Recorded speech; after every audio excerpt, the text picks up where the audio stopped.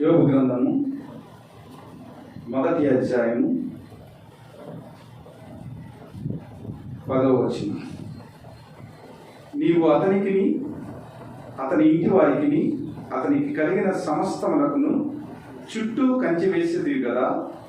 నీవు అతని చేతి పనిని దీవించుతూ ఉండుటి చేత అతని ఆస్తి దేశంలో బహుగా విస్తరించి ఉన్నారు.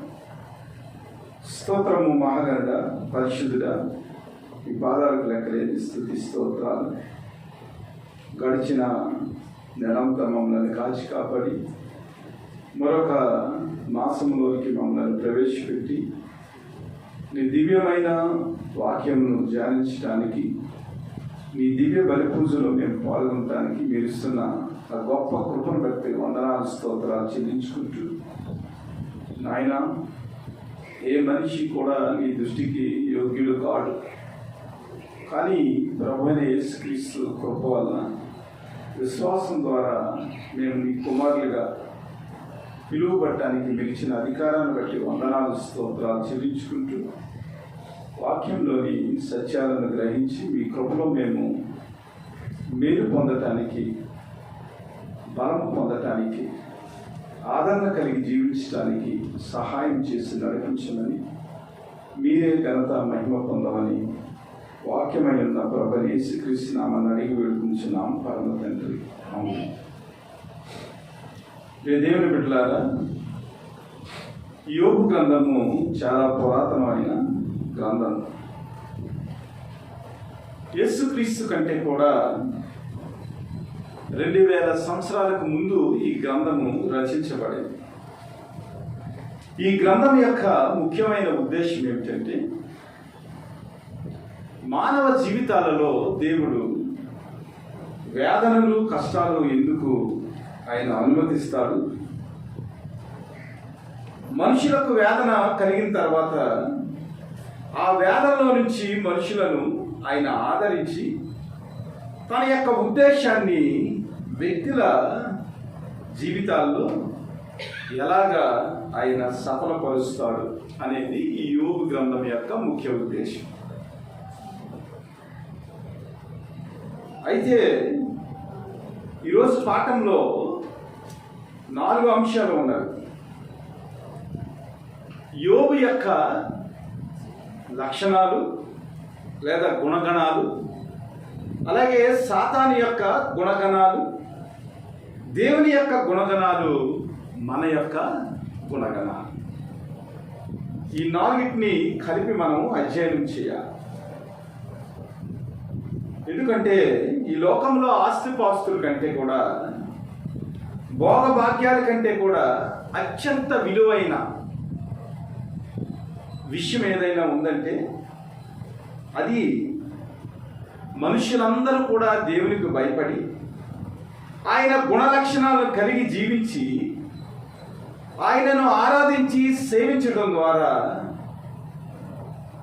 మనకు కలిగిన ప్రతి విషయంలో దేవుడు మన జీవితాలకు కాపరిగా ఉండి మనల్ని ప్రోత్సహిస్తూ ఉంటాడు. అంతేకాకుండా దేవుని యందు భయభక్తులు కలిగి మనం నడుచుకున్నట్లయితే మన కుటుంబం చుట్టూ ఆయన కాపుదల ఉంటుంది. అనగా సాతాను యొక్క శక్తులు మన కుటుంబాన్ని ముట్టుకొనకుండా ఆయన కాపరిగా ఉండి తన కాపుదలలో మనల్ని దీవించి వర్ధిల్లింపజేస్తారు. అయితే దేవుడు మన కుటుంబాలకి కాపరిగా ఉండాలంటే దేవుని బిడ్డలుగా ఆయన దృష్టిని ఆకర్షించే గుణలక్షణాలు మనము కలిగి ఉండాలి. దేవుడు మనల్ని దీవించేదానికి, మనకు కలిగిన సమస్తానికి ఆయన కాపుదలుగా ఉండేదానికి, మనల్ని వర్ధిల్లింపజేసేదానికి పరలోకమందున్న తండ్రి దృష్టికి మన జీవితము ఎలాగ కనబడుతుంది, మనల్ని చూసి ఆయన ఆకర్షించబడుతున్నాడా, అసలు మనల్ని జ్ఞాపకం చేసుకుంటా ఉన్నాడా, ఈ విషయాలన్నీ కూడా మనము అధ్యయనం చేయాలి. యోబు గురించి అనేక సందర్భాల్లో మనం విని ఉంటాం. యోబు యొక్క విశ్వాసము, యోబు యొక్క యథార్థత, యోబు యొక్క నీతి, యోబు దేవుని యందు చూపించిన ఆ భయము, అన్ని విషయాల్లో యోబును చాలా సందర్భాల్లో, శ్రమల కాలాల్లో యోబుని గురించి మనము జ్ఞాపకం చేసుకుంటూ ఉంటాం. అయితే యోబు యొక్క క్యారెక్టర్ గురించి, యోబు యొక్క ఆ లక్షణాల గురించి మనం ఆలోచన చేసినట్లయితే దేవుడు యోబు గురించి చాలా విషయాలు రాయించాడు. మొట్టమొదటిగా మనం చూసినట్లయితే 1వ వచనంలో, ఊజు దేశం నందు యోబు అను ఒక మనుష్యుడు ఉండెను. అతడు యథార్థవంతుడు, న్యాయవంతుడై దేవుని యందు భయభక్తులు కలిగి చెడుతనము విసర్జించిన వాడు. ఇక్కడ మనకు 4 లక్షణాలు కనపడతా ఉన్నాయి. త్వరగా మనం పాఠాన్ని ముగించాలి కాబట్టి ఎక్కువగా మనము వివరించలేదు. యోబు మొట్టమొదటిగా చూసినప్పుడు యథార్థవంతుడిగా ఉన్నాడు, న్యాయవంతుడిగా ఉన్నాడు, దేవుని యందు భయభక్తులు కలిగిన వ్యక్తిగా కనపడుతున్నాడు, చెడుతనమును విసర్జించిన వాడిగా ఉంటా ఉన్నాడు. ఇక 5వ లక్షణాల గురించి మనం ఆలోచన చేసినట్లయితే, అతనికి 7,000 గొర్రెలను, 3,000 ఒంటెలను, 500 జతల ఎడ్లను, 500 ఆడుగాదులను కలిగి బహుమంది పనివారును అతనికి ఆస్తిగా ఉండెను గనుక తూర్పు దిక్కు జనులందరిలో అతడే గొప్పవాడుగా నుండారు. అంటే యోబు యొక్క యథార్థతను బట్టి, యోబు యొక్క నీతిని బట్టి, యోబు యొక్క నిందారహితమైన ఆ వ్యక్తిత్వాన్ని బట్టి దేవుడు కుటుంబమును ఆశీర్వదించినట్లుగా, కుటుంబంలో సమృద్ధిని కలిగించిన వాడిగా మనకు కనబడతా ఉన్నాడు. అంటే ఈ లోకపరంగా కుటుంబ పక్షంగా ఆలోచన చేసినట్లయితే 10 మంది బిడ్డలు కలిగి ఉన్నారు. ఆర్థిక పరంగా ఆలోచన చేసినట్లయితే అనేక విధములైన పశు సంపద కలిగి ఉండి, పనివారిని కలిగి ఉండి, తూర్పు దేశమంతటిలో కూడా గొప్పవాడిగా కనబడతా ఉన్నాడు. ఇవి యోబు యొక్క లక్షణాలు. ఈ లక్షణాల గురించి బైబిల్లో అనేక మంది వ్యక్తుల జీవితాల్లో మనం కూడా చూస్తూ ఉంటాం. యథార్థతను గురించి, నిందారహితమైన జీవితం గురించి, దేవుని యందు భయభక్తులు గల వారి గురించి, చెడుతనమును విసర్జించిన వారి గురించి చెప్పాలనుకుంటే ఒక్కొక్కటి ఒక్కొక్క గంట పైన మాట్లాడవచ్చు. యథార్థత ఏమిటి, దేవుని యొక్క దృష్టిలో యథార్థత ఏమిటి, దేవుని యొక్క దృష్టిలో నీతి ఏమిటి, ఆయన యందు భయభక్తులు కలిగి ఉండటం వల్ల మనం ఏమి మేలు పొందుకుంటాం, ఎలాంటి క్షేమాన్ని మన కుటుంబంలో మనము దేవుని యొక్క ప్రేమను బట్టి మనం పొందుకోగలం. ఈ విషయాలన్నిటిని బట్టి ఆలోచన చేస్తే చాలా గొప్ప విషయాలు మనకు లేఖనాల్లో మనము చూస్తూ ఉంటాం. అయితే ఇక్కడ ఒక స్పెషల్ క్యారెక్టర్, అంటే ఒక ప్రత్యేకమైన గుణాన్ని కలిగిన వ్యక్తిగా మనకు యోబు కనబడతా ఉన్నాడు.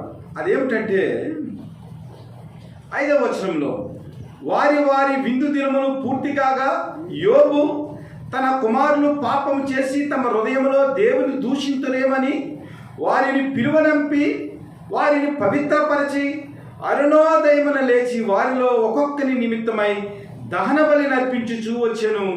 యోబు నిత్యము అలాగూ చేయుచుండే. అనగా ప్రభువు మనకు కలిగిన ప్రతిదానికి ఆయన కంచె వేయాలంటే, మనకు కలిగిన ప్రతిదాన్ని ఆయన దీవించాలంటే, మన సమస్యానికి ఆయన కాపుదల మనకు కావాలంటే, మనము మొట్టమొదటిగా ఒక యజమానిగా ఉండే వ్యక్తి, తన కుటుంబాన్ని నడిపించే వ్యక్తికి కావలసిన ఒక గొప్ప లక్షణం ఏమిటంటే, ముందస్తుగా ఆ యజమాని తన కుటుంబానికి కంచె వేసేవాడిగా ఉండాలి. అనగా తన కుటుంబాన్ని కాచేవాడిగా, తన కుటుంబ సభ్యుల విషయంలో ప్రతి విషయంలో కూడా ఒక తీర్పరిగా, యాజకత్వం చేసేవాడిగా, తన కుటుంబంలో జరిగే ప్రతి పాపం గురించి దేవుని యొద్ద విజ్ఞాపన చేసేవాడిగా, దేవుని దగ్గర వారి గురించి బలి నర్పించేవాడిగా, కన్నీటితో ప్రార్థన చేసేవాడిగా, కుటుంబం నిమిత్తం అంతా కూడా యాజకత్వం చేసే యజమానిగా ఆ వ్యక్తి ఉన్నప్పుడు, ఆ కుటుంబానికి కంచె వేసినప్పుడు తన ప్రార్థనతో, విధేయతతో వారి పాపం నిమిత్తము మరి విజ్ఞాపన చేసే వ్యక్తిగా ఆ యజమాని ఉన్నప్పుడు ఏమవుతుందంటే, ఆ యజమాని తన కుటుంబానికి కంచె వేసినట్లుగా ఆ యజమాని యొక్క నీతిని బట్టి, ఆ యజమాని యొక్క దేవుని యందు భయభక్తులు కలిగిన ఆ లక్షణాన్ని బట్టి, చెడుతనంను విసర్జించిన ఆ విషయాన్ని బట్టి దేవుడు ఏం చేస్తాడంటే ఆ కుటుంబానికి అంతటికీ కూడా తన యొక్క కంచెను వేసి సాతాను ఎట్టి పరిస్థితుల్లో వారిని ముట్టుకోకుండా నిరంతరము దీవించబడే కుటుంబముగా, నిరంతరము విస్తరించే కుటుంబముగా, నిరంతరము సమృద్ధి కలిగిన కుటుంబముగా ఆ కుటుంబాన్ని దేవుడు ఇచ్చినట్లుగా మనం చూస్తూ ఉన్నాం. కాబట్టి ప్రియ దేవుని బిడ్డలారా, మన పిల్లలు ఆశీర్వదింపబడేదానికి తల్లిదండ్రులుగా మనము వారిని ఎలాగ పవిత్రమైన మార్గంలో మనం నడిపిస్తున్నాం, వారిని ఎలాగ పవిత్రపరుస్తున్నాం, వారి కొరకు ఎలాగ దహన బలి నడిపిస్తూ ఉన్నాం, ఇది చాలా ముఖ్యమైన విషయం. అరుణోదయమున లేచి వారిలో ఒక్కొక్కరి నిమిత్తమై దహన బలి నర్పించుచూ వచ్చాను అనగా, మన పిల్లలు సాతాను యొక్క ఉచ్చులో పడకుండా, విలాప వాక్యాల్లో ఇదే ఉంటుంది, వేకువజామున మొదటి జామున మీరు లేచి మీ పిల్లల కొరకు మీరు కన్నీటితో ప్రార్థన చేయండి. ఎలాగ ప్రార్థన చేయాలంటే, నదీ ప్రవాహం వలె మీ కన్నీరును, దేవుని యొక్క సింహాసనం మీ కన్నీరును కదిలించేట్టుగా వారి కొరకు ఏం చేయాలి, వేకువజామునే లేచి ప్రార్థన చేయాలి.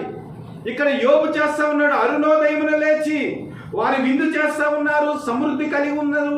ప్రతి వారు ఏం చేస్తున్నారు, ఒక్కొక్క రోజున ఒక్కొక్కరి ఇంటికాడ వారు విందును ఆచరిస్తూ ఉన్నారు, ఐక్యమైన కుటుంబంగా కనబడతా ఉన్నారు. అయితే వారికి కలిగిన సమృద్ధిని బట్టి వారు దేవుని యందు ఏమైనా పాపం చేస్తారేమో, దేవుని విషయంలో వారు అశ్రద్ధ, నిర్లక్ష్యం ఏదైనా చూపిస్తారేమని యోబు ఏం చేస్తున్నాడంటే, అరుణోదయమున లేచి ఒక్కొక్కరి నిమిత్తమై పరిశీలన చేసి, ఇదిగో ప్రభా, నా బిడ్డలు ఏదైనా పాపం చేశారేమో, వారు ఉన్న స్థితిని బట్టి ప్రభా ఏదైనా నిన్ను నిర్లక్ష్యం చేశారేమని ప్రతిరోజు కూడా ఒక్కొక్కరి నిమిత్తము యోబు ఏం చేస్తున్నాడంటే ప్రార్థన చేస్తున్నారు.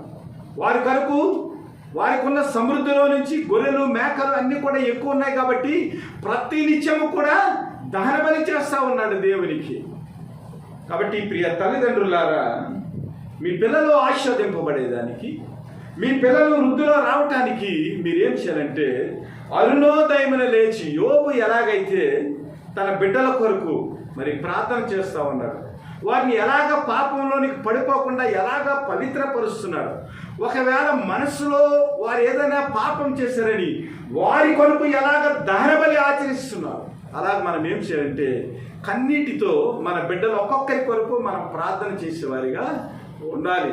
అలా ఉన్నప్పుడు ఏమవుతుందంటే, మన పిల్లలకు సాతాను యొక్క ఆ ప్రభావము వారి మీద పడకుండా మనము కంచె వేసిన యాజకుడిలాగా, ఒక యాజకుడు ఎలాగైతే తన యొక్క ప్రజల కొరకు దేవుని పక్షంగా విజ్ఞాపన చేసి వారికి పాప ప్రాయశ్చిత్తం కొరకు వారికి బలులు అర్పించి ఎలాగా వారిని పవిత్రతలోకి నడిపిస్తాడో, అలాగే ప్రతి కుటుంబంలో యజమానిగా ఉన్నవాడు ఏం చేయాలంటే, తండ్రిగా ఉన్నవాడు ఏం చేయాలంటే తన కుటుంబానికి మరి ప్రార్థనతో కంచె వేసేవాడిగా, యథార్థమైన లేదా న్యాయవంతమైన, దేవుని యందు భయభక్తులు కలిగిన, చెడుతనంను విసర్జించిన వ్యక్తిగా జీవిస్తూ వారిని పవిత్రపరిచేవాడిగా ఉండాలనేది యోబు నుంచి మనము నేర్చుకోవాలి.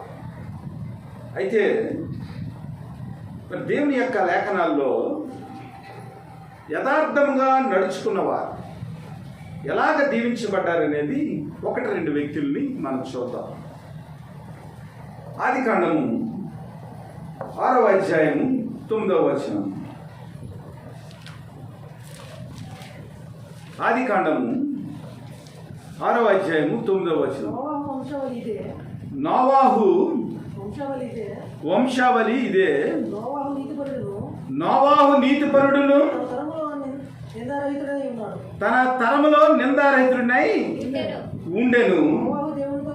నోవాహు దేవునితో కూడా నడిచినవాడు. ఇక్కడ నోవాహు గురించి మనం ఆలోచన చేస్తే, నోవాహు యొక్క తరంలో ఉన్న వ్యక్తులు వారి యొక్క పరిస్థితుల గురించి మనం ఆలోచన చేస్తే, వారందరూ కూడా దేవుని దృష్టికి బలాత్కారంతో నిండిన వ్యక్తులుగా, దేవునికి సంతాపము కలిగించే వ్యక్తులుగా, ఈ ప్రజలను నేను ఎందుకు సృష్టించానని తన హృదయంలో నొచ్చుకునే విధముగా ప్రజలందరూ విచ్చలవిడి చెడుతనంతో బలాత్కారంతో భూమి అంతా యెహోవా సన్నిధిని వారు ప్రవర్తించినట్లుగా మనం చూస్తాం.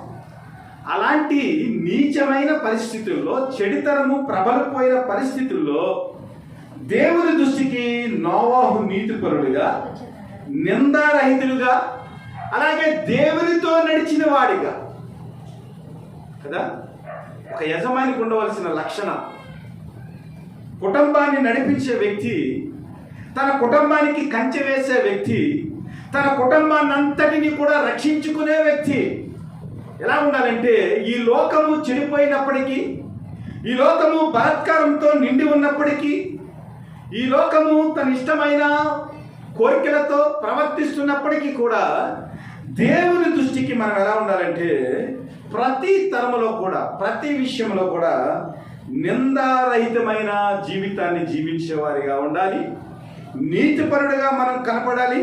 అలాగే ముఖ్యముగా దేవునితో సహవాసం కలిగిన వ్యక్తిగా మనం జీవించాలి. అనగా నిరంతరము దేవునితో నడిచే వ్యక్తిగా మనం జీవించినట్లయితే, కాపరి ఎలాగైతే నడిపిస్తాడో గొర్రెలను, ఆ కాపరి నడిపించిన విధానాన్ని బట్టి గొర్రెలన్నీ కూడా ఆ కాపరిని వెంబడిస్తూ ఉంటాయి.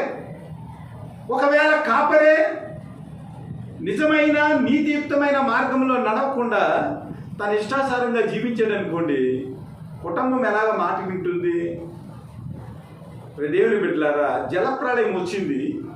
జలప్రళయం వచ్చిన తర్వాత భూమిలో ఉన్న సమస్త మానవాళి కూడా జలప్రళయంలో మునిగిపోయారు. కానీ నోవాహు ఏం చేశారంటే, తన ప్రవర్తనను బట్టి, తన కుటుంబానికి కంచె వేసిన విధానాన్ని బట్టి తన భార్యని, 3 కుమారులను, 3 కోడండ్లను, మొత్తం 8 మంది కూడా జలప్రళయంలో రక్షింపబడినట్లుగా మనం చూస్తూ ఉంటాం. అలాగే హిజ్కియా గురించి మనం ఆలోచన చేసినప్పుడు, హిజ్కియా జీవితంలో అనేక శ్రమలు వచ్చినాయి. హిజ్కియా జీవితంలో ఒక భయంకరమైన రోగము వచ్చింది. అలాంటి పరిస్థితుల్లో కూడా దేవుణ్ణి ఆశ్రయించి, దేవుని యొక్క ఆ ప్రేమలో తన జీవితాన్ని కట్టుకుని, దేవుని యొక్క కట్టడలు ఏవైతే ఉన్నావో ఆ కట్టడల ప్రకారము దేవుని యొక్క మందిరాన్ని బాగు చేసి, దేవుని యొక్క విధి విధానాలను చక్కబెట్టి, ఇశ్రాయేలు ప్రజలందరినీ కూడా దేవుని వైపు తిప్పి, వారందరూ కూడా యేసు ప్రభుని లేదా దేవుణ్ణి, యెహోవా దేవుణ్ణి ఆరాధించే విధంగా వారందరినీ కూడా తయారు చేసి, తన తరములో హిజ్కియా ఎలా ఉన్నాడంటే, దేవుని యొక్క కట్టడలను అనుసరించి ఆయన దృష్టికి నిందారహితమైన యథార్థమైన రాజుగా జీవించాడు. అందువల్లే తనకు రోగం వచ్చినప్పటికీ కూడా ప్రార్థన చేసినప్పుడు ఏం చేశాడంటే, సూర్యుని యొక్క నీడను 10 మెట్లు వెనక్కి రప్పించాడు హిజ్కియా ప్రార్థన విని. అంటే ఒక వ్యక్తి చేసే ప్రార్థన, ఒక వ్యక్తి జీవితంలో దేవుడు కార్యం చేయాలంటే, దేవుని యొక్క దృష్టిని మనం ఆకర్షించే విధముగా మన ప్రవర్తన ఉండాలి. హిజ్కియా అంత గొప్ప ప్రవర్తన కలిగి ఉన్నాడు కాబట్టి 15 సంవత్సరాలు మరణానికి దగ్గరికి వచ్చిన హిజ్కియా యొక్క జీవితాన్ని దేవుడు ఏం చేసిందంటే, ఆ వయస్సుని 15 సంవత్సరాలు ఆయన ఏం చేసిందంటే హెచ్చించినట్లుగా మనం చూస్తాం. కేవలము ఇదంతా కూడా దేవుని యొక్క ప్రేమను అర్థం చేసుకుని, వారు చెడుతనము నుంచి తొలగిపోయి దేవుని యొక్క దృష్టిని ఆకర్షించిన వ్యక్తులుగా ఉన్నారు. కాబట్టి వారు ఏం చేశారంటే, దేవుని చేత ఆశీర్వదింపబడిన వ్యక్తులుగా, వారి కుటుంబాలకు దేవుని చేత కంచె వేయించుకున్న వ్యక్తులుగా వారి జీవితం మనకు కనబడుతుంది. అయితే ప్రియ దేవుని బిడ్డలారా, మనము మన కుటుంబం విషయంలో ఎలాగా ఉంటా ఉన్నాం, మన బిడ్డల విషయంలో మనం ఎలాగ ఉంటా ఉన్నాం, వారి యొక్క భవిష్యత్తు గురించి, వారి యొక్క శ్రేయస్సు గురించి, వారు తరతరములు ఆశీర్వదింపబడేదానికి మనం ఎంతవరకు మన ప్రవర్తనను దేవుని దృష్టికి అంగీకృతంగా చేసుకుంటా ఉన్నాం. ఆదికాండము 18వ అధ్యాయం 19వ వచనం. ఆదికాండము 18వ అధ్యాయం 19వ వచనం. ఎట్లనగా యెహోవా అబ్రాహామును గూర్చి చెప్పినది అతనికి కలుగజేయనట్లు తన తర్వాత తమ పిల్లలను తమ ఇంటి వారును నీతి న్యాయములు జరిగించుచు యెహోవా మార్గమును గైకొనుటకు అతడు వారికి ఆజ్ఞాపించినట్లు నేను అతన్ని ఎరిగి ఉన్నానని అనేను. ఈ కాంటెక్స్ట్ చాలా విచిత్రంగా ఉంటుంది. సొదొమ కుమారాలను ఆయన నాశనం చేయటానికి వస్తాడు. ఆ నాశనం చేయటానికి వచ్చినప్పుడు అప్పటికి అబ్రహాముకి పిల్లలు లేరు, అసలు పిల్లలు పుట్టలేదు. అసలు వాగ్దాన సంబంధమైన ఇస్సాకు ఇంకా జన్మించలేదు. ఆలోచించి అప్పటికి ఇస్మాయిల్ పుట్టాడు, హాగరి కుమారుడు ఇస్మాయిల్ పుట్టాడు, కానీ వాగ్దాన పుత్రుడైన ఇస్సాకు ఇంకా జన్మించలేదు. అయితే ఇక్కడ దేవుడు ఏమంటున్నా ఉన్నాడంటే, ఇదిగో నేను ఇచ్చిన వాగ్దానాన్ని బట్టి అబ్రహాము నిశ్చయముగా బలము గల గొప్ప జనమవుతాడు, అతని మూలముగా భూమిలోని సమస్త జనములు ఆశీర్వదింపబడతాయి. ఎందుకు ఆశీర్వదింపబడతాయంటే, అబ్రహాము తనకు పిల్లలు పుట్టిన తర్వాత ఆ పిల్లలకు నా గురించి చెప్తాడు. యెహోవా యందు భయభక్తులు ఏమిటో, ఆయన ఇచ్చిన దీవెన ఏమిటో, ఆయన యొక్క నీతి ఏమిటో, ఆయన న్యాయం ఏమిటో, యెహోవా మార్గాన్ని ఎలాగా అనుసరించాలో ప్రతిదీ కూడా అబ్రహాము తన పిల్లలకు తరతరము బోధిస్తాడు. కాబట్టి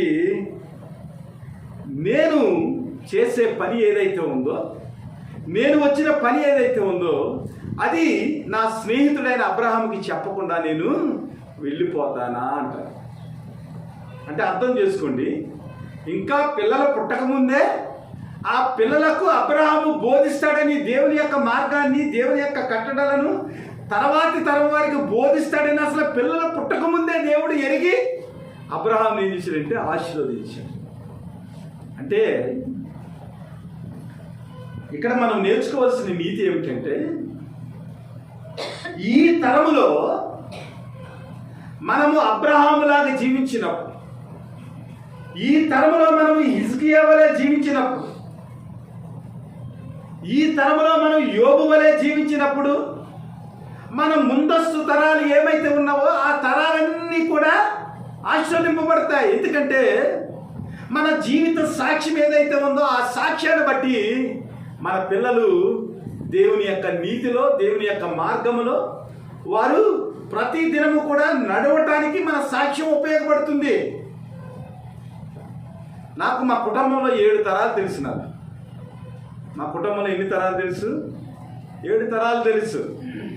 మా తాతయ్య గారు భూషణం గారు వాళ్ళ నాన్నగారు సమీయేలు గారు, ఆ సమీయేలు గారు నాన్నగారు పెదపౌలు రాజు గారు, వాళ్ళ నాన్నగారు గంగయ్య గారు. ఇలాగా ఆలోచన చేస్తే ఈ విషయాలన్నీ కూడా గొప్ప సాక్షి సమూహం అని జీడిఎం సంఘ చరిత్రలో ఈ పేర్లన్నీ కనిపించినాయి నాకు. అక్కడ ఏమి రాయబడి ఉందంటే, 200 సంవత్సరాల క్రితమే ఈ కుటుంబానికి చెందిన వారు నరసాపురం నుంచి తోగుమ్మి, వేములూరు, అలాగే వాడపల్లి వచ్చి సంఘాలను స్థాపించారు. అక్కడ ఉన్న ఆస్తులన్నీ కూడా వారు అమ్మేసుకుని ఆ గ్రామాల్లో, చిన్న చిన్న గ్రామాల్లో వారు దేవుని యొక్క సంఘాలను నిరూపించడానికి వారు వచ్చి సంఘాలను స్థాపించారు. ఇదంతా కూడా నేను ఆ బుక్లో చదివాను. ఆ బుక్లో చదివినప్పుడు నాకు ఆశ కలిగింది, దేవుని యొక్క సేవ చేయాలి. ఇదిగో 7 తరాలకు ముందే మా వంశం వారు దేవుని యొక్క వాక్యాన్ని పట్టుకుని ఆ నరసాపురాన్ని విడిచి ఈ పల్లెటూరు వచ్చి దేవుని యొక్క సంఘాలను స్థాపించారని నాకు అర్థమైంది. అర్థమైన తర్వాత నేను కూడా దేవుని సేవ చేయాలనే ఆ ఆలోచన నా జీవితంలో వచ్చింది. మరి 150 సంవత్సరాల క్రితము మరి మా తాతయ్య గారు, పెద్ద తాతయ్య గారు, వాళ్ళ తండ్రి పేరు పౌలు గారు అయితే వారు ఎప్పుడు దేవుని తెలుసుకుని ఉండుంటారు? ఆలోచన చేయాలి. మా తాతయ్య గారి పేరు భూషణం అండి. ఆయన బ్రతుకుంటే 100 ఏళ్ళు ఉండు ఇప్పటికి. ఆ నాన్నగారి పేరు సమీయలు. ఆయనకి ఎన్ని ఏళ్ళు ఉండు? ఒక 130 సంవత్సరాలు ఉండు. ఆ 130 సంవత్సరాల క్రితమే ఆయన పేరు సమీయలు అని పెట్టబడిందంటే వాళ్ళ తమ్ముడు పేరు ఆదాము. మరి ఎప్పుడు దేవుణ్ణి నమ్ముకుని ఉండుంటారు వారు? ఆలోచన చేయాలి. అంటే మన సాక్ష్యం ఏదైతే ఉందో, దేవునిలో మనకున్న ఆ నీతి ఏదైతే ఉందో, ఆ నీతి ఏం చేస్తుందంటే తరతరాలు మన జీవితాలు లేదా తరతరాలు మన పిల్లలు ఆశీర్వదింపబడేదానికి ఆ సాక్ష్యము ఉపయోగపడుతుంది. మన కుటుంబానికి దేవుని యొక్క ప్రేమ, దేవుని యొక్క సమృద్ధి ప్రతిదీ కూడా మనము చేసిన ప్రార్థన బట్టి, మనము దేవుని యందు జీవించిన విధానాన్ని బట్టి ఈ విషయాలన్నీ కూడా మనకు తేటతలంగా మన ముందస్తు తరానికి అందించబడినట్లుగా మనం చూస్తూ ఉంటాం. అయితే ప్రియ దేవుని బిడ్డలారా, ఇక్కడ యోబు గురించి మనం అధ్యయనం చేస్తూ ఉన్నాం. యోబు యొక్క ఆశీర్వాదం గురించి మనం అధ్యయనం చేస్తూ ఉన్నాం. అయితే ఈ యోబు యొక్క జీవితము దేవుని యొక్క దృష్టిని, పరలోకాన్ని ఆకర్షించినప్పుడు దేవదూతలందరూ కూడా దేవుని యొక్క సన్నిధిలో వారు నుంచుని ఉన్నారంట. ఆ దినం ఒక దినం వచ్చిందట. ఆ దినాన్న అపవాది కూడా వారితో కలిసి వచ్చారట. అపవాది మరి పరలోకానికి అపవాదికి ప్రవేశం ఉందా? వాడు పరలోకం నుంచి త్రోయబడ్డాడు కదా. అపవాదికి ప్రవేశం ఉందంటే ప్రవేశం ఉంది. ఎందుకంటే వాడు తీర్పు తీర్చే దినం వరకు వాడు అటు ఇటు తిరుగుతూ ఉంటాడు. దానికి దేవుడు పర్మిషన్ ఇచ్చాడు. దీని గురించిన లేఖనాలు చూస్తే మనం ప్రకటన గ్రంథంలో 12:9 కూడా అక్కడ సాతాను దేవుని యొక్క సింహాసనం నుంచి మాట్లాడినట్లుగా, అక్కడికి వెళ్ళి మాట్లాడినట్లుగా మనకు తెలుస్తూ ఉంది. అలాగే అనేక మనము లేఖనాలు చూసినట్లయితే అపవాదికి దేవునికి మధ్య మాటలు, వాడు త్రోయబడినప్పటికీ కూడా వారిద్దరి మధ్య సంభాషణ ఉన్నట్లుగా, వాడికి పరలోకానికి వెళ్ళటానికి, రావటానికి, భూలోకంలో సంచరించడానికి, ప్రతిదానికి కూడా వాడికి ఒక అనుమతి ఉన్నట్లుగా మనం చూస్తూ ఉంటాం. అయితే ఒక రోజున పరలోకంలో దేవదూతలందరూ కూడా దేవునితో కలుసుకున్నారు. ఆ దినాన్న అపవాది వారితో కలిసి వచ్చారు. ప్రభు ఏమంటున్నాడంటే, యెహోవా నీవు ఎక్కడి నుంచి వచ్చితమని వారిని అడగగా, అపవాది భూమి మీద అటు ఇటు తిరుగులాడుచు అందులో సంచరించుచు వచ్చితనని యెహోవాకు ప్రత్యుత్తరం ఇచ్చాను. అందుకు యెహోవా, నీవు నా సేవకుడైన యోబు సంగతి ఆలోచించువా? అతడు యథార్థవంతుడును, న్యాయవంతుడును, దేవుని యందు భయభక్తులు కలిగి చెడుతనమును విసర్జించిన వాడును, భూమి మీద ఉన్నవారంతటిలో అలాంటి వాడు లేడని అడుగగా, అపవాది యోబు ఊరకనే దేవుని యందు భయభక్తులు కలిగి ఉండేనా అన్నారు. ఇక్కడ ఒక విషయాన్ని మనం చాలా జాగ్రత్తగా ఆలోచన చేయాలి. అపవాది ఏమి చేస్తున్నాడో, ఎక్కడి నుంచి వచ్చాడో, వాడి పరిస్థితి ఏమిటో ప్రతిదీ కూడా దేవునికి తెలుసు. దేవుడు సర్వజ్ఞాని. ప్రతి వారి యొక్క అంతరంగాన్ని ఆయన కనుగొనగల సమర్థుడు. అయితే ఎందుకు అపవాదిని మాట్లాడిగాడంటే, వాడి యొక్క ఉద్దేశం ఏమిటి? వాడు లోకంలో సంచరిస్తూ ఉన్నాడు కదా, ఎవడి మీద వాడికి ఎలాంటి అభిప్రాయం ఉందని తెలుసుకునేదానికి అపవాదిని అడిగాడు. అంతేగాని ప్రభువుకి తెలియక ఏమీ కాదు. అప్పుడు అపవాదితో ప్రభు ఏమన్నాడంటే, నీవు నా సేవకుడైన యోబు సంగతి ఆలోచించితివా? అతడు యథార్థవంతుడును, న్యాయవంతుడునే, దేవుని యందు భయభక్తులు కలిగి చెడుతనమును విసర్జించిన వాడు, భూమి మీద అతని వంటి వాడు ఎవడు లేడా. అంటే యోబు గురించి దేవుడు కూడా తన యొక్క నీతిని, తన యొక్క యథార్థతను, ప్రతిదాన్ని కూడా దేవుడు గమనించిన దేవుడు గనక సాతాను యొక్క సమక్షములో, అనగా దేవుడు దేవదూతలు మాట్లాడుకునిచుండగా సాతాను కూడా అక్కడికి హాజరయ్యాడు కాబట్టి వాడి సమక్షంలో కూడా అపవాది ఎదుట, సాతాను ఎదుట యోబు గురించి దేవుడు సాక్ష్యం ఇస్తా ఉన్నాడు. ఇది మనము ధ్యానించవలసిన అంశం. నిజంగా ఏదైనా ఒక రోజున సాతాను దేవుని దగ్గరికి వెళ్ళి, మన గురించి మాట్లాడినప్పుడు దేవుడు మన గురించి మన సాక్ష్యాన్ని సాతానుతో ఇలా చెప్పగలడా? ఇదిగో నా పలానా కుమారుడు ఉన్నాడు, కుమార్తె ఉంది, ఆ కుమార్తె కుమారుడు ఇదిగో యథార్థంగా ప్రవర్తిస్తూ ఉన్నారు, వారు న్యాయవంతమైన జీవితాన్ని కలిగి ఉన్నారు, నా యందు భయభక్తులు కలిగి చెడుతనమును విసర్జించిన వారు, అసలు భూలోకంలో అలాంటి కుమారులు కానీ కుమార్తెలు కానీ ఎవరూ లేరని మన పేరు పరలోకంలో పెట్టి ప్రభు అసలు మనల్ని జ్ఞాపకం చేసుకుంటాడా? అసలు పరలోకంలో మన కొరకు చర్చించబడే సమయము ఒకటి ఉంటుందని మనకు ఆలోచన ఉందా? ఇది మనం గమనించాలి. నిజంగా ప్రభు దృష్టిని ఆకర్షించాలంటే మనలో ఎలాంటి గుణగణాలు మనము సంతరించుకోవాలనేది మనం ఆలోచన చేసుకోవాలి. నిజంగా దేవాది దేవుడు బైబిల్లో అందరి గురించి ఆయన సాక్ష్యం ఇవ్వలేదు. అసలు కొంతమంది పేరునైనా పరిశుద్ధ గ్రంథంలో రాయకుండానే వారి గురించి ఉదాహరించాడంతే. చాలా మంచి కార్యాలు చేసిన వారు ఉన్నారు, కానీ వారి పేరుని మరి ఈ పరిశుద్ధ గ్రంథంలో లెక్కించడం లేదన్నమాట. కానీ యోబుని గురించి చూసినట్లయితే ప్రత్యేకంగా ఒక గ్రంథాన్నే దేవుడు ఇక్కడ రాయించినట్లుగా మనం చూస్తూ ఉన్నాం. కాబట్టి ఈ యోబు యొక్క సాక్ష్యం ఏదైతే ఉందో అది సాతాను యొక్క సమక్షంలో కూడా అది ఉదాహరించబడింది, జ్ఞాపకం చేసుకోబడింది. మరి మన యొక్క జీవితాలు దేవుని దృష్టికి జ్ఞాపకార్థంగా ఉంటున్నాయా లేదనేది మనం ఆలోచన చేసుకోవాలి. ఆ తర్వాత యోబు దేవునితో వాదిస్తూ ఉన్నాడు.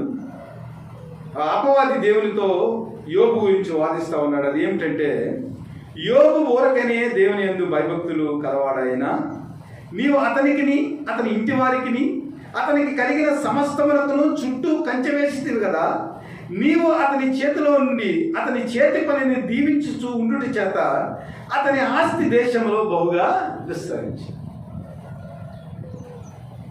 సాతాను గురించి మనం ఆలోచన చేయాలంటే చాలా విషయాలు ఉన్నవి. వాడు మొట్టమొదటిగా అబద్ధికుడు. సాతాను అబద్ధం చెప్తాడు, నేరాలు మన మీద మోపుతాడు, అబద్ధానికి జనకుడు. వాడు ఎవరిని పడగొట్టాలని వెతుకుతూ ఉంటాడు. వాడు దేవునితో వాదిస్తాడు, దేవుని కూడా శోధిస్తాడు. దేవదూతలతో వాదిస్తూ ఉంటాడు, దేవదూతను కూడా శోధిస్తూ ఉంటాడు. మనుషులతో వాదిస్తూ ఉంటాడు, మనుషులను కూడా శోధిస్తూ ఉంటాడు. అసలు వీడి యొక్క గొప్ప పని ఏమిటంటే దేవుణ్ణి కానీ దేవుని ప్రజలను కానీ నిరంతరము వాడు ద్వేషిస్తానే ఉంటాడు. దేవుని యొక్క ప్రజలందరూ కూడా నాశనం అయిపోవాలనేది వాడి యొక్క లక్ష్యం. ఎందుకంటే వాడు మొదటి నుంచి కూడా దేవుని ప్రజల మీద కక్ష కట్టాడు. ఏదైనా వనంలో చక్కగా జీవించే జంట దేవుని యొక్క సన్నిధిలో హ్యాపీగా ఏదైనా వనంలో పళ్ళు పలహారాలు తింటూ చక్కగా ఉండే ఆ ప్రదేశాన్ని వాడు ఏం చేశాడంటే మొత్తం నరకం కింద చేసి వారిని అక్కడి నుంచి కిందకు పడదోశాడు. అనగా వాడు ఏదైతే పడిపోయాడో, ఏ స్థితి నుంచి అయితే వాడు పడిపోయాడో ఆ స్థితిలోనికి దేవుని ప్రజలందరినీ కూడా లాగి వాడు ఏం చేయాలంటే మొత్తం అందరినీ కూడా సర్వనాశనం చేయాలి. ఇది వీడి పని. అందరి మీద నేరాలు మోపటం, అందరినీ శోధించటం, అందరినీ పడగొట్టడం, అందరినీ ద్వేషించటం, ఇవన్నీ కూడా సాతాను యొక్క వాడి యొక్క క్యారెక్టర్ అన్నమాట. కాబట్టి యోబు గురించి దేవుడు అంత గొప్పగా చెప్తూ ఉంటే మరి అంటూ ఉంటాడు కదా, ఊరకనే దేవుని యందు యోబు భయభక్తులు కలిగి ఉన్నాడా? ఇది కూడా ఆలోచించవలసిన ప్రశ్న. అసలు ప్రజలు దేవుని దగ్గరికి ఎందుకు వస్తారండి? అసలు స్ట్రైట్గా అడగాలంటే మనం దేవుణ్ణి ఎందుకు నమ్ముకుంటా ఉన్నాం? ఈ లోకపరమైన ఆస్తుల గురించా, లేదా ఈ లోకంలో మనం దీవించబడాలనే ఆశ గురించా, మన స్వార్థం గురించా, లేదా మన ఆపేక్ష గురించా, లేదా దేవుని నుంచి ఏదో మనకి దొరుకుతుందనే ఆ ఆలోచనలో మనం దేవుణ్ణి ప్రార్థిస్తున్నామా అనేది మనం ఏం చేయాలంటే ఈ రోజున చాలా జాగ్రత్తగా అధ్యయనం చేయాలి. ఎందుకంటే ఈ రోజున క్రైస్తత్వం యొక్క లక్ష్యం మారిపోయింది. ఒక వ్యక్తికి సువార్త చెప్పేటప్పుడు కూడా ఏం చెప్తున్నారంటే, అమ్మ నీకు బిడ్డలు పుట్టలేదా? యేసు ప్రభువుని నమ్ముకుంటే బిడ్డలు పుడతారు. అమ్మ నీకు కష్టాలు ఉన్నవా? యేసుక్రీస్తు దగ్గరికి వస్తే కష్టాలు తీరుతాయి. అమ్మ నీ జీవితంలో ఏది లేమి ఉంది, ఆ లేమి తీరిపోవాలంటే దేవుని దగ్గరికి రావాలి. ఇది ఈ రోజున చాలామంది సంఘాలలో విశ్వాసులను ఆకట్టుకుంటానికి చేసే బోధ. ఒక వ్యక్తికి ఆశీర్వాదం కలుగుతుందని ఆ వ్యక్తికి మనం దేవుని వాక్యాన్ని చెప్పి చర్చికి నడిపించామనుకోండి, ఆ ఆశీర్వాదం కలిగి మరలా ఆ వ్యక్తి నష్టంలోకి వెళ్ళిపోయాడు అనుకోండి, ఆ వ్యక్తి ఏమవుతాడు? దేవుని దూషించి బయటికి వెళ్ళిపోతాడు కదా. నీకు గర్భఫలం కలుగుతుందని రమ్మని చెప్పి మనం ప్రార్థన చేసి, ఒకవేళ దేవుని చిత్తం అది కాదని ఆ వ్యక్తికి గర్భఫలం రాలేదనుకోండి, వాడు దేవుని దూషిస్తూ ఇంటికి వెళ్ళిపోతాడు. ఇదిగో నీకు ఆర్థిక ఇబ్బందులన్నీ తొలగిపోతాయి, నీకు 5 లక్షల అప్పు ఉందా, అప్పు తీరిపోద్దని మనం తీసుకొచ్చిన తర్వాత వాడు అప్పు 10 లక్షలు అయిపోయింది అనుకోండి, వాడు చర్చికి వెళ్ళటం వల్ల 10 లక్షలు అయిపోయింది, ఆ దేవుడు మంచోడు కదని సాక్ష్యం 10 మందికి చెప్తాడు.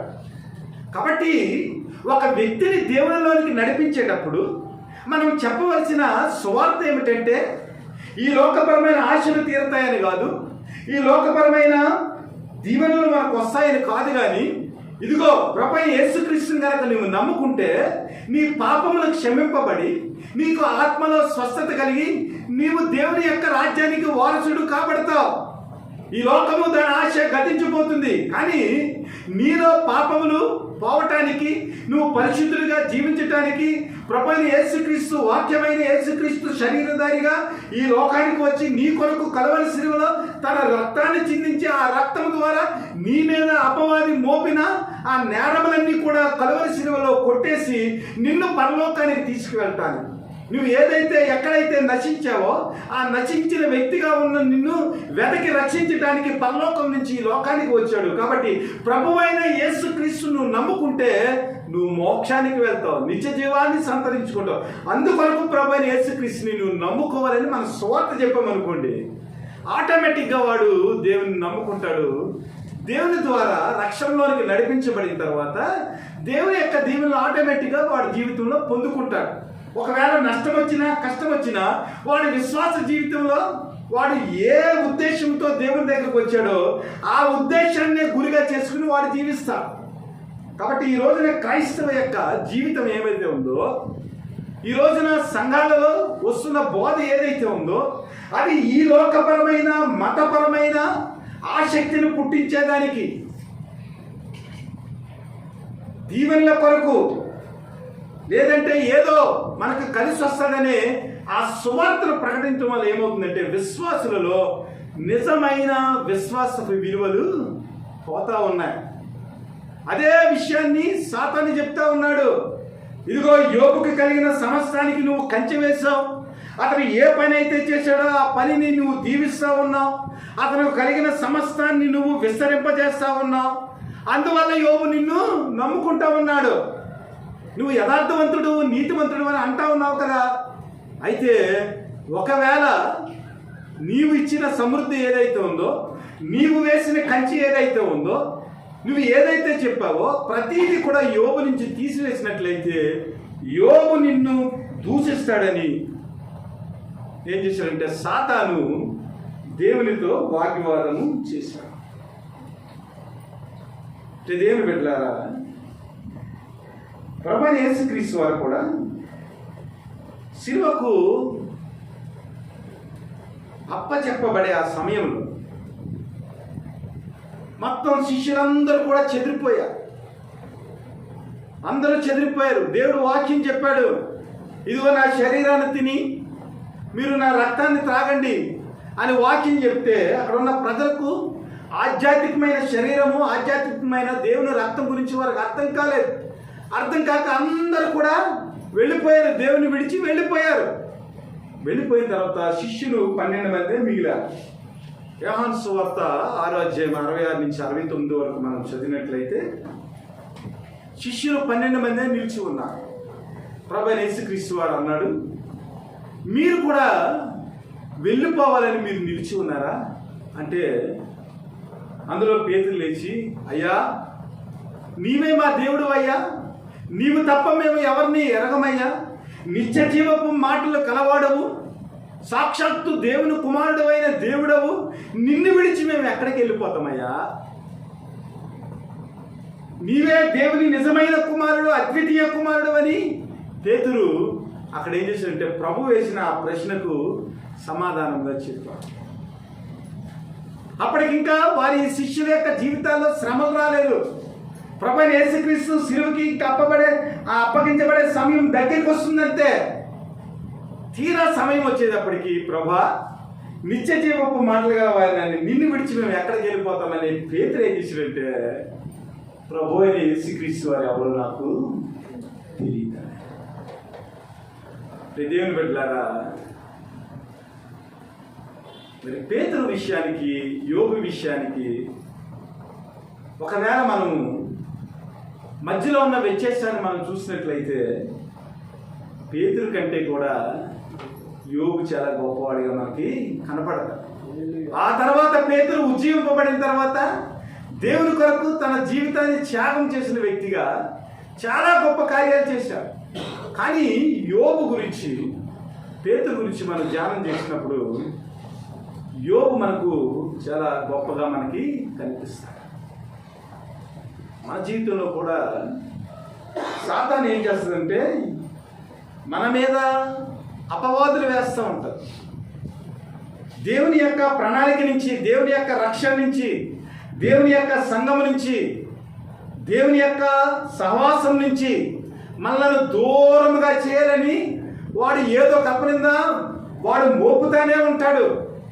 ఎందుకంటే మన చుట్టూ దేవుని కంచె ఏదైతే ఉందో, మనం ఆస్వాదింపబడుతున్న స్థితి ఏదైతే ఉందో, దేవుడిచ్చిన ఆ సమృద్ధి ఏదైతే ఉందో, దాన్ని మన నుంచి తొలగించేదానికి వాడు శోధించి సహవాసం నుంచి దూరం చేస్తాడు. మనలను భ్రష్టమైన స్థితిలోనికి వాడు నడిపిస్తాడు. కాబట్టి చాలా జాగ్రత్తగా మనం ఏం చేయాలంటే దేవుణ్ణి వెంబడించే వారిగా ఉండాలి. ఎందుకంటే అపవాది యొక్క పని ఏమిటంటే వాడు నిరంతరము కూడా మనలను ద్వేషిస్తూ దేవుని యొక్క ప్రేమలో నుంచి దూరం చేయాలని వాడు చూస్తూ ఉంటాడు. ఒకసారి అపవాది యొక్క తంత్రాన్ని గురించి కూడా మనం ధ్యానం చేద్దాం. పేతురు రాసిన మొదటి పత్రిక 5వ అధ్యాయం 8వ వచనం.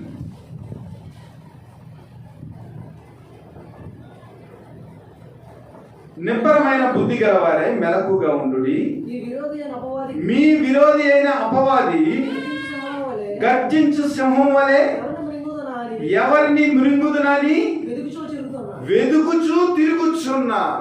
ఇది వీడి క్యారెక్టర్. ప్రభువైన యేసుక్రీస్తు వారు నువ్వు ఎక్కడి నుంచి వచ్చావు అని ఎందుకు అడిగారంటే, దేవాతి దేవుడు ఎందుకు అడిగాడంటే, వీడు పని ఏమిటంటే వాడు రోమియో అనే పేరు చాలా అందంగా కనపడుతుంది కదా. రోమి అనగానే ఆడపిల్లలకి కళ్ళు జిగ్జిగ్మంటాయి. రోమి అంటే అర్థం ఏంటంటే తెలుగులో ఏ పని లేకుండా అటు ఇటు తిరిగే వ్యక్తి అని, తిరిగిపోతుంది. కానీ ఇంగ్లీష్లో ఎలా ఉంది, రోమియో కదా. ఈ సాతాను గడు ఎవడనమాట, రోమియో. వీడు లోకంలో అటు ఇటు తిరుగుతూ ఉంటాడు. తిరిగి వీడు ఏం చేస్తాడంటే గర్జించు సింహం వలె ఎవరిని మృంగుదునని వెతుకుతూ తిరుగులాడుతూ ఉంటాడు. వీడి పని ఇదనమాట. అంటే ఎవడు దొరుకుతాడా, ఎవరిని శోధిందామా, దేవుని యొక్క సహవాసం నుంచి ఎవరిని బయటికి గెంటేస్తామని వీడు ఏం చేస్తూ ఉంటాడంటే నిరంతరం కూడా మనుషులను శోధిస్తూ ఉంటాడు. లోకా శుభవార్త చూడండి, 22వ అధ్యాయం. లోకా శుభవార్త 22వ అధ్యాయం 31వ వచనం ఒకసారి చూడండి. సీమోను, ఇదిగో సాతాను మిమ్మును పట్టి గోధుమల వలె జనించుటకు మిమ్మును కోరుకును గాని నీ నమ్మిక తప్పిపోకుండానట్లు నేను నీ కొరకు వేడుకుంటుని, నీ మనస్సు తిరిగిన తర్వాత నీ సహోదరులను స్థిరపరచుమని చెప్తాను. చూసారా, పేతురు ప్రభు అయిన యేసుక్రీస్తు నాకు తెలియదని ఎందుకన్నాడంటే ఇదన్నమాట సంగతి. వాడు ఏం చేయాలనుకున్నాడంట, పేతురు చాలా క్లోజ్గా దేవునితో ఉంటా ఉన్నాడు. దేవునికి ముఖ్యమైన శిష్యుల్లో పేతురు చాలా మంచివాడు. ఎలాంటి అధికారం పొంది ఉన్నాడంటే, పేతురు చెప్పిన మాటలను బట్టి ప్రభు ఏమన్నాడు, ఎందుకో పరలోకపు తాళం చేయాలి నీ దగ్గరికి నేను ఇస్తా ఉన్నాను, నువ్వు ఎవరిని మూసేస్తే వారు మూయబడతారు, ఎవరిని తెరిస్తే వారు తెరబడతారు, ఇదిగో పాతాళం యొక్క ఆ ద్వారబంధాలు నీ ఎదుట నిలువనేరు అన్నాడు. అంటే పాతాళం యొక్క తాళం చెవులు కూడా ఎవరికి ఇచ్చాడు? పేతురుకి ఇచ్చాడు. అలాంటి పేతురుని, దేవునిలో ఎదుగుతున్న పేతురుని, దేవుని యొక్క ఆ ప్రేమను తెలుసుకున్న పేతురుని కూడా సాతాను గడు ఏం చేయాలనుకున్నాడట? జల్లించేద్దారనుకున్నాడంట. ఎలాగైనా కూడా జల్లించేద్దాం. సీమోను సీమోను, ఇదిగో సాతాను మిమ్మల్ని పట్టి గోధుమల వలె జల్లించుటకు మిమ్మల్ని కోరుకున్న కానీ నీ నమ్మిక తప్పిపోకుండానట్లు నేను నీ కొరకు వేడుకుంటుని నీ మనసు తిరిగిన తర్వాత నీ సహోదరులను స్థిరపరచుమని చెప్పారు. అంటే దీని యొక్క అర్థం ఏమిటంటే, ఎవ్వరూ కూడా సాతాను దగ్గర హీరోలు కారు. ఎందుకంటే దేవుడు తన స్వశక్తితో చేసిన, ఆయన చేతులతో చేసిన ఆదాము అవ్వలనే వాడు ఏం చేశాడు? పడగొట్టాడు. కాబట్టి ప్రతి వాడు కూడా చాలా మెలుగుగా ఉండి నిబ్బరమైన బుద్ధి కలిగి ఉంటేనే తప్ప, లేకపోతే ఏం చేస్తాడంటే సాతాను గాడు ఏదో రకంగా గోధుమలు జల్లించినట్లంటే వాడు జల్లించేదని కోరుకుంటాడంట. అయితే ప్రభు అయిన యేసుక్రీస్తు వారు మనకు సహాయం చేస్తూ ఉన్నాడు. వసింప సఖ్యము కాని మూలుగులతో ఆయన కొరకు మనకు విజ్ఞాపన చేస్తూ ఉన్నాడు. మనం ప్రభు అయిన యేసుక్రీస్తు యొక్క నమ్మకం నుంచి తప్పిపోకుండా, విశ్వాసంలో నుంచి మనము జారిపోకుండా, మన మనస్సు సాతాను వైపు తిరిగిపోకుండా ఆయన ఏం చేస్తున్నాడు అనమాట? స్థిరపరుస్తూ ఉన్నాడు. అందువల్లే మనము సంఘంలో కూర్చుని దేవుని యొక్క వాక్యాన్ని వినేదానికి కొంత సమయాన్ని కేటాయించగలుగుతున్నాం. మరి అందరి జీవితంలో ఈ సమయం ఉందా అంటే లేదు. ఎందుకంటే సాతాను ఏం చేస్తుందంటే కొంతమందిని అది గోధుమలో జల్లించినట్లు జల్లిలో జల్లించేస్తుంది. ఇంకొక మాట చూద్దాం. యోధా పత్రికలో ఇంకా గొప్ప విషయం ఉంది. అదేమిటంటే వీడు మనుషులను జల్లించడమే కాదు కానీ దేవదూతలతో కూడా వీడు కై పెట్టుకుంటా ఉన్నాడు. 9వ వచనం చూడండి, యోధా పత్రిక 9వ వచనం. అయితే ప్రధాన దూత అయిన మిఖాయేలు అపవాదితో వాదించుచు మోషే యొక్క శరీరం గురించి తర్కించినప్పుడు దూషించి తీర్పు తీర్చ తెగింపక ప్రభువు నిన్ను గద్దించునుగాక అని. మోషే చచ్చిపోయాడు. మోషే ఎంత గొప్పవాడు! దేవుని కొరకు ఇశ్రాయేలు ప్రజలను నడిపించిన వాడు. 40 సంవత్సరాలు దేవుని యొక్క దృష్టిలో సాక్ష్యం పొందినవాడు. మరి లోకమంతటిలో మోషే అంత సాత్వికుడు లేడు. ముఖాముఖిగా దేవునితో మాట్లాడిన వీరుడు మోషే. అలాంటి మోషే చనిపోయినప్పుడంట సాతాను ఏం చేస్తుందంటే మోషే మీద అపవాదేస్తుందంట. మిఖాయేలు వచ్చి మోషే యొక్క శవాన్ని దేవుని దగ్గరికి తీసుకుపోవటానికి మిఖాయేలు వస్తే వెంటనే సాతాను వచ్చేసిందంట. వాడు రోమియోవాడు కదా, వాడు ఎక్కడ పడితే అక్కడ తిరుగుతూ ఉంటాడు, లోకమంతా తిరుగుతూ ఉంటాడు. ఈ శవాన్ని, మోషే యొక్క శవాన్ని పరలోకం తీసుకెళ్ళటానికి మిఖాయేలు అనే దేవదూత పరలోకం నుంచి వస్తే వెంటనే సాతాను అక్కడికి వచ్చేసిందంట. సాతాను అక్కడికి వచ్చేసి, ఇదిగో మోషే పాపం చేశాడు, మోషే మొదట్లో ఒక వ్యక్తిని హత్య చేశాడు, అది అంతా తెలుసు నాకు, ఆ రికార్డు నా దగ్గర ఉంది, కాబట్టి మోషే పరలోకానికి వెళ్ళటానికి వీలు లేదని మిఖాయేలు దేవదూతతో, మహా పవర్ఫుల్ దేవదూత, ఆ శక్తివంతమైన దేవదూత అంట ఈ అపవాదిగాడు ఏం చేస్తున్నాడంటే తర్కిస్తూ ఉన్నాడంట.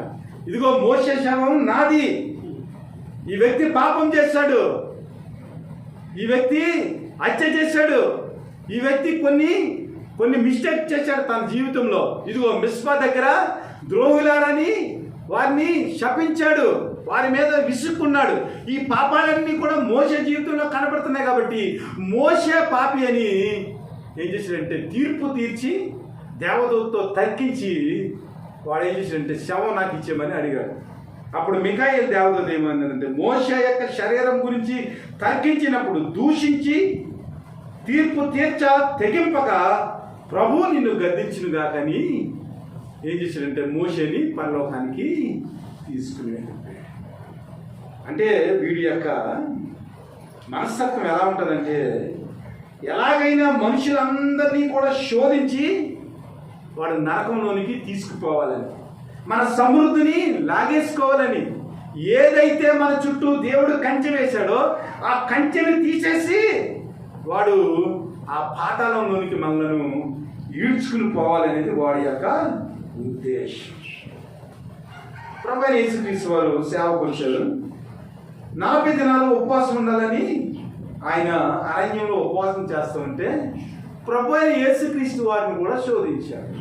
ఇదిగో రాయిని తీసుకుని నీవు రొట్టె చేసుకుని తినే అంటే ఆ రాయిని తినేస్తే ప్రభువైన యేసుక్రీస్తు చనిపోతారని ఒక ఎత్తైన శిఖరం మీదకి తీసుకెళ్ళాడు. ఇదిగో నీవు దూకేసినప్పుడు నీ పాదములకు మరి రాయి తగలకుండా దేవుడు నిన్ను కాపాడుతాడు తన దేవదూతలతోని 91వ కీర్తనలో ఉంది కదా, ఈ కొండ మీద నుంచి దూకే చూద్దాం కదా.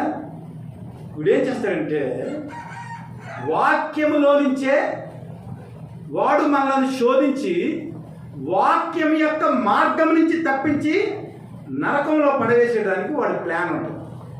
ఎందుకంటే నీకంటే నాకంటే ముందు వాక్యము తెలిసిన వ్యక్తి ఎవడన్నమాట? సాతాను. అక్కడ అపవాది గురించి యోబుల కింద ఏముందంటే దేవుని కుమారుడను. మీరు ఫుట్నోట్లో చూడండి, అపవాది అని అక్కడ ఏముంది? దేవుని కుమారుడు. ఒకప్పుడు దేవుని కుమారుడే.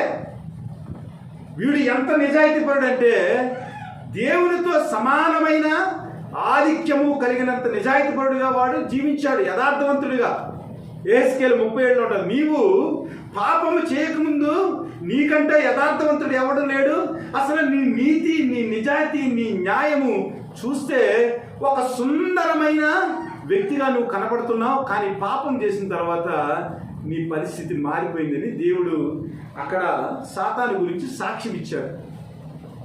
అంటే వీడు వాక్యాన్ని తెలిసిన వ్యక్తి కాబట్టి వాక్యముతోటే మనల్ని పడగొట్టాలని చూస్తూ ఉంటాడు. ఒకడు అన్నాడు, పౌలు గారు తీమోతిని కొద్దిగా మందు తాగమన్నాడు కదా, నీ కడుపుకి జబ్బుగా ఉంది కాబట్టి నీవు కొంచెం ద్రాక్షరసం పుచ్చుకోమని ఎవరు? పౌలు గారు తీమోతికి చెప్పారు.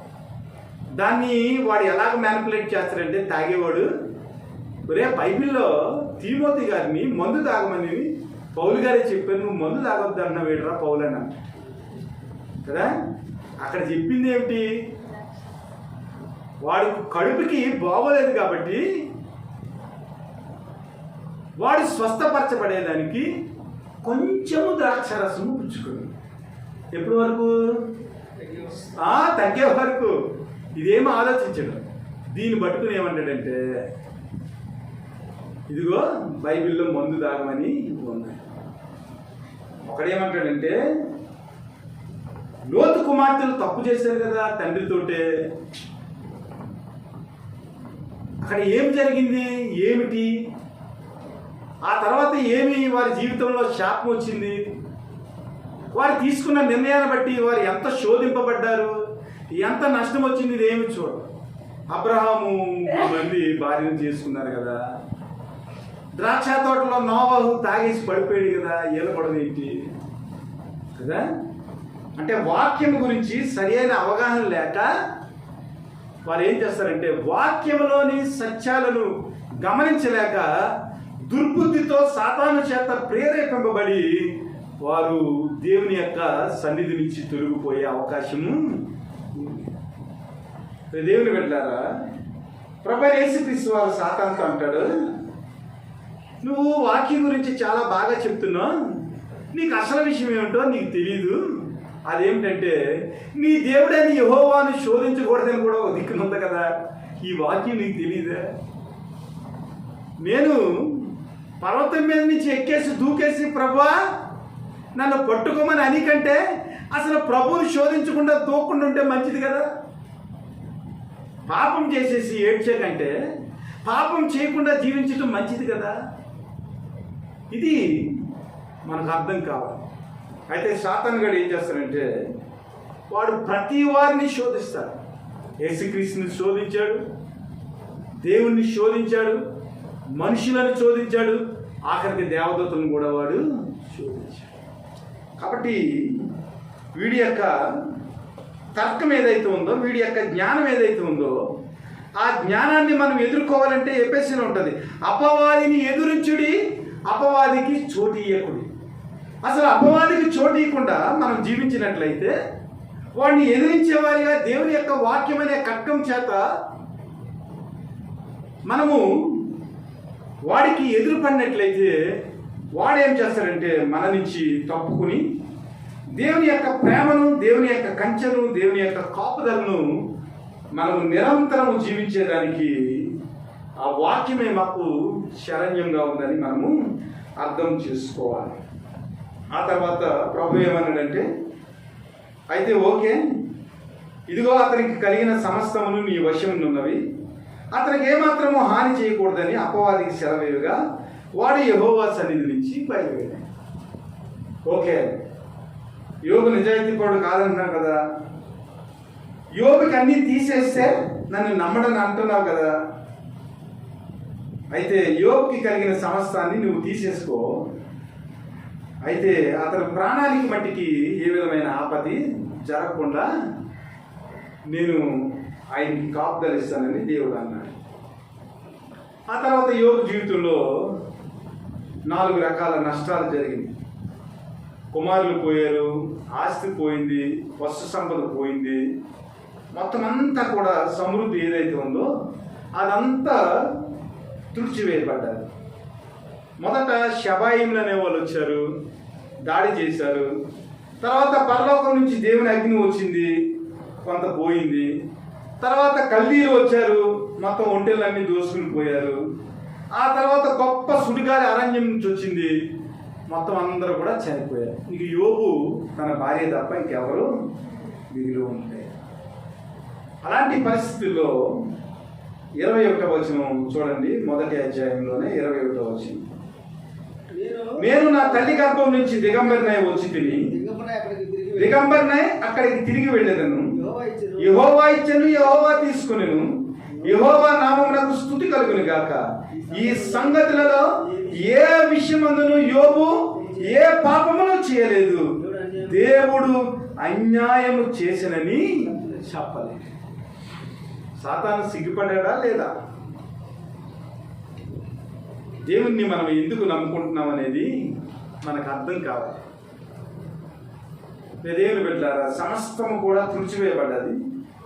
అయితే యోబు అన్నాడు, తల్లి గర్భం నుంచి నేను దిగంబరిగా వచ్చి దిగంబరిగా నేను అక్కడికి వెళ్ళిపోతాను, యెహోవా ఇచ్చెను, యెహోవా తీసుకొనెను, యెహోవా నామం నాకు స్తుతి కలుగును గాక అని యోబు ఏ విషయమందును పాపము చేయలేదు. దేవుడు పాపము చేశాడని కానీ, లేదా దేవుడు నా యందు పక్షపాతము చూపించాడని కానీ, దేవుడు అన్యాయం చేశాడని కానీ, నోటి విషయంలో కానీ, క్రియ విషయంలో కానీ ఏ విధముగాను కూడా యోబు దేవుణ్ణి తృణీకరించినట్లు మనకి ఎక్కడా కూడా కనిపించింది. కాబట్టి ప్రియ దేవుని బిడ్డలారా, ఆ తర్వాత చూసినట్లయితే యోబుకి రెట్టింపు ఆశీర్వాదంలో వచ్చింది. ఎంతమంది అయితే పిల్లలు ఉన్నారో అంతకంటే రెట్టింపు పిల్లల్ని 20 మంది పిల్లల్ని ఇచ్చారు. ఆ తర్వాత అనేక సంవత్సరాలు 140 సంవత్సరాల పైన జీవించేదానికి ఆయుష్ని కూడా ఇచ్చారు. దీని నుంచి మనం తెలుసుకోవాల్సిన విషయం ఏమిటంటే, ప్రభువైన యేసుక్రీస్తుని మనము ఎందుకు నమ్ముకుంటా ఉన్నాం? ఒకవేళ దేవుడు మన జీవితంలో శోధన కలిగజేసినప్పుడు, బాధలు కలిగజేసినప్పుడు, దేవుడిచ్చిన ఆ కష్టాన్ని బట్టి దేవుడు మనలా జ్ఞాపకం చేసుకుని రెట్టింపు ఆశీర్వాదాన్ని ఇస్తాడని, పరీక్షల్లో ఆయన మనల్ని విజయులుగా చేసి ఆయన నామాన్ని హెచ్చించుకుని మనలను కూడా దేవుడు గొప్ప చేస్తాడని, ఎప్పుడైనా శోధనలు కలిగినప్పుడు ప్రభువుని మనం స్తుతించగలుగుతున్నాం. ఇదిగో ప్రభువా, నీవు ఇచ్చావు, నువ్వు తీసుకున్నావు ప్రభువా, ఈ లోకంలోనికి నేను దిగంబరిగా వచ్చాను, దిగంబరిగానే వెళ్ళిపోతాను ప్రభా, నీ నామానికి స్తుతి కలుగును గాక. ఇంకా భార్య శోధించినప్పుడు అంటా ఉన్నాడు, ఇదిగో దేవుని చేత మనం మేలు అనుభవించాము, దేవుడు కీడు చేస్తే అనుభవించటానికి మనం సరిపోమా?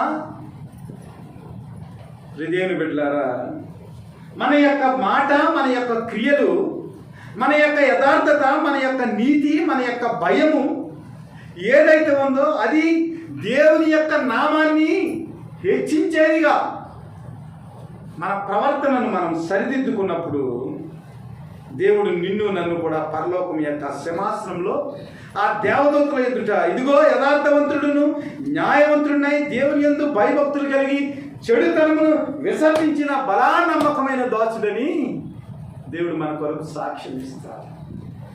సాతాను అయితే మన మీద అపవాది కలిగిస్తూ ఉంటుంది, మన మీద నింద మోస్తూ ఉంటుంది. ఇదిగో ఈ వ్యక్తికి సమస్తాన్ని నీవు కలిగించావు, ఆ వ్యక్తి కుటుంబం చుట్టూ నీవు కంచె వేశావు, అతను చేసే పనులు నువ్వు దీవించావు, అతన్ని వర్ధిల్లింపజేసావు, అందుకనే దేవుడు నిన్ను స్తుతిస్తా ఉన్నాడు కదా. నిజంగా కష్టాలు కలిగినప్పుడు, వేదనలు వచ్చినప్పుడు క్రీస్తు కొరకు నిలబడే వ్యక్తులుగా మనం ఉంటా ఉన్నామా? మన సాక్ష్య జీవితం ఏంటి? ఈ లోకంలో అనేక రకాల అపవాదులు వస్తూ ఉంటాయి, అనేక శోధనలు వస్తూ ఉంటాయి, అనారోగ్యం వస్తుంది, మనకున్న సమస్తము కూడా మన చేతిలో నుంచి తీసివేయబడుతుంది. ఒక్కొక్కసారి కుటుంబంలో మనం ప్రేమించే వ్యక్తులను దేవుడు పిలుస్తూ ఉంటాడు. ఇదంతా మన మేలు కొరకని ఎప్పుడైనా మనం ఆలోచన చేసామా? కష్టాన్ని దేవుడు ఎందుకు మన జీవితంలో అనుమతిస్తాడని ఎప్పుడైనా ఆలోచన చేసామా? మన జీవితంలో దేవుని యొక్క ఉద్దేశాలు నెరవేర్చబడటానికే దేవుడు కష్టాలను అనుమతిస్తాడని, మన సాక్ష్యాన్ని నిలబెట్టడానికి, రెట్టింపు ఆశీర్వాదాన్ని మనకి ఇవ్వటానికి దేవుడు మన జీవితంలో శ్రమలు విస్తరింపజేస్తాడని ఎప్పుడైనా మనం ఆలోచన చేసామా? లేదంటే దేవుడు దీవిస్తాడని ఊరకయే మనం దేవుని యందు భయభక్తులు కలిగి జీవించే వ్యక్తులుగా మనం ఉంటా ఉన్నామా? ఆలోచన చేయాలి దేవుని బిడ్డలారా. ఎందుకంటే చాలామంది మరి క్రైస్తత్వంలోనికి ఆశీర్వాదాల గురించి వస్తూ ఉన్నారు, దీవెనల గురించి వారు వెంపట్లాడుతూ ఉన్నారు. యేసుక్రీస్తుని నమ్ముకునేది ఈ లోక ఆశలకు కాదు, ఈ లోకపరమైన కోరికలు తీర్చుకునేదానికి యేసుక్రీస్తు దగ్గరికి రావాల్సిన పని లేదు. ఎందుకంటే ఈ లోక ఆశలు, ఈ లోకపరమైన దీవెనలు తీర్చేదానికి లోకంలో చాలామంది ఉన్నారు. మన కోరికలు తీర్చుకునేదానికి వ్యక్తులు చాలామంది మనకు సహకరిస్తారు. కానీ ప్రభువైన యేసుని నమ్ముకునేది, ఆయన యందు భయభక్తులు కలిగి జీవించేది కేవలము పరలోకంలో క్రీస్తుతో కూడా సహవాసం చేసేదానికి. దేవుని బిడ్డలారా, మన యొక్క జీవితం ఎలా ఉంది? మన కుటుంబానికి దేవుడు కంచె వేస్తున్నాడా లేదా?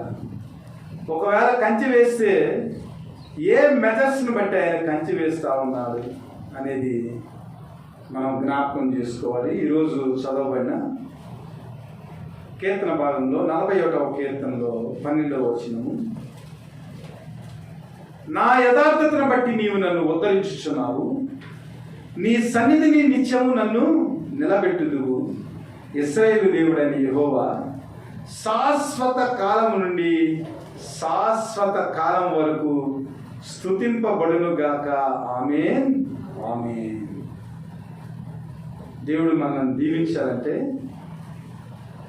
మనం ఏం చేయాలంటే ప్రభువైన యేసుక్రీస్తునందు యథార్థవంతమైన జీవితం, న్యాయయుక్తమైన జీవితం, దేవుని యందు భయభక్తులు కలిగిన జీవితం, చెడుతనమును విసర్జించిన జీవితం, మన కుటుంబానికి మనమే యాజకులుగా మన పిల్లలను, మనకు కలిగిన సమస్తాన్ని దేవుని యందు నడిపించేవారిగా, పవిత్రపరిచేవారిగా, వారి కొరకు ప్రార్థన చేసేవారిగా, దేవుని దృష్టికి సేవకుడుగా గుర్తింపబడే జీవితాన్ని జీవించేవారిగా మనం జీవించినట్లయితే అది దేవుని దృష్టిలో యథార్థత. ఆ యథార్థతను బట్టి దేవుడు మనల్ని ఉద్ధరిస్తాడు. ఆ యథార్థతను బట్టి ఆయన సన్నిధిలో నిత్యం మనలను నిలబెడతాడు. నిలబెట్టిన తర్వాత శాశ్వత కాలం నుండి శాశ్వత కాలం వరకు ఆయన స్తుతింపబడును గాకనే ఆ వచనాన్ని పరలోకములో ఆయన దూతల ఎదుట ఆయన సమక్షంలో నిత్యము శాశ్వత కాలం నుంచి శాశ్వత కాలం వరకు ఆయనను స్తుతించే వ్యక్తులుగా మన జీవితము స్థిరపరచబడుతుంది. ఇది నిజమైన యథార్థత, నిజమైన భక్తి. అంతేగాని ఊరికనే వచ్చి దేవుని యొక్క ఈ లోక ఆశీర్వాదాల కొరకు నమ్ముకుంటే దానివల్ల ఉపయోగం ఏమీ లేదు. పౌలు గారు అంటారు కదా, ఇదిగో సమస్తాన్ని నేను చేసి ఒకవేళ నేనే భ్రష్టుని అయిపోతానేమో కదా. ఈ లోకమంతా సంపాదించుకుని ఒకడు తన జీవమును పోగొట్టుకుంటే వాడికి ఏమి ప్రయోజనం? ఈ లోకంలో దేవుడిచ్చే దీవెనలన్నీ పొందుకుని నరకానికి వెళ్ళిపోతే పరలోకంలో స్థానం లేకపోతే మనకి ఏం ఉపయోగం ఉంది? కాబట్టి ఈరోజు సాతాను వేసిన ప్రశ్న ఏదైతే ఉందో ఆ ప్రశ్న సామాన్యమైన ప్రశ్న కాదు.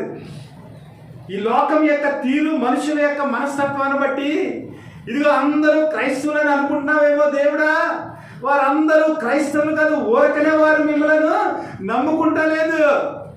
దేవుణ్ణి నమ్ముకుంటే సమృద్ధిస్తాడని, దేవుణ్ణి నమ్ముకుంటే కుటుంబానికి కంచె వేస్తాడని, దేవుణ్ణి నమ్ముకుంటే ఆయన వర్ధిలింప చేస్తాడని ఈ లోకపరమైన విషయాలను బట్టి స్వలాభంతో వారు నమ్ముకుంటున్నారు తప్ప నిజముగా వారు దేవుణ్ణి ఆశ్రయించడం లేదు. ప్రభువా నీకు అర్థం కావటం లేదు, నాకైతే అర్థమవుతుందని సాతాను దేవునితో వాడు వాదిస్తా ఉన్నాడు. కాబట్టి సాతాను యొక్క వాదనను నిర్వీర్యం చేయాలంటే మనము యోగులాగా ఏం చేయాలంటే సాతానుని ఎదిరించేవారిగా, సాతానికి చోటు ఇవ్వకుండా యథార్థతతో వాడు చెంప చెల్లు అనిపించేలాగా మన జీవితము ఉండాలి. ఆయన యొక్క వాక్యములో విధేయత కలిగిన జీవితాన్ని మనం జీవించినట్లయితే యేసుక్రీస్తు యొక్క స్వభావం ఏదైతే ఉందో ఆ స్వభావాన్ని ఈ లోకంలో సాతానికి మనం చూపించగలిగినట్లయితే వాడు మన ముందు ఓడిపోతాడు. మనల్ని చూసేటప్పటికి వారు ఏం చేస్తారంటే పరిగెట్టుకుని పోతాడు అన్నమాట. కాబట్టి దేవుని బిడ్డలారా, అలాంటి జీవితాన్ని మనం జీవించినప్పుడు మనల్ని స్థిరపరిచి బలపరిచి సాతాను ఎదుట మనలను సాక్షిగా నిలబెట్టే సమర్థుడు మన దేవుడు. అట్టి సాక్ష్యాన్ని దేవుడు మనకు దయచేసి తన యొక్క ప్రేమలో సాతాను జల్లించకుండా మన చుట్టూ కంచె వేసి, మన కుటుంబం చుట్టూ కంచె వేసి మన సమృద్ధిని కాపాడే దేవుడిగా దేవుడు మనకు సహాయం చేయాలని మనస్ఫూర్తిగా మిమ్మల్ని దీవిస్తూ ఈ మాటలు ముగిస్తున్నాను. దేవుడు మిమ్మల్ని దీవించి ఆశీర్వదించును గాక. హల్లెలూయా. ఆమేన్. ఆమేన్.